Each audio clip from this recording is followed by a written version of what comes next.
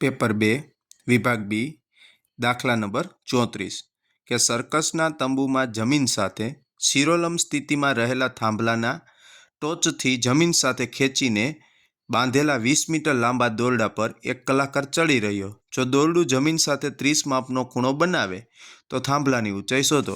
એટલે આપણે આકૃતિ દોરી કે જે ભાઈ થાંભલો અને જમીન કેટલા અંશના ખૂણે હોય છે? 90 અંશના ખૂણે. તો આ થાંભલો છે. થાંભલો કોણ છે? AB. અને ટોચથી લઈ અને જમીન સાથે જે ખેંચીને દોરડું બાંધ્યું છે એ કેટલાનું છે? 20 મીટરનું. એટલે ત્યાં આપણે લખી નાખ્યું 20 અને જે આપણો શું થઈ જાય છે? કર્ણ. અને જમીન સાથે કેટલા માપનો ખૂણો બનાવ્યો તો કે 30. એટલે ખૂણો C બરાબર કેટલો આવી ગયો?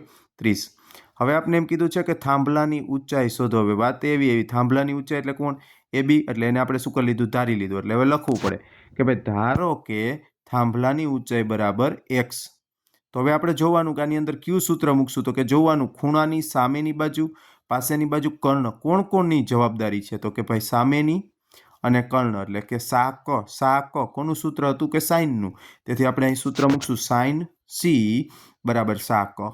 C એટલે જે ખૂણો છે એ કેટલાનો છે? 30 અંશનો. એની સામેની બાજુ કોણ છે? તો કે AB. અને કર્ણ કોણ છે? AC. એટલે આપણે મૂક્યું કે સાઇન 30 બરાબર AB/AC, જેમાં સાઇન 30ની કિંમત કેટલી છે?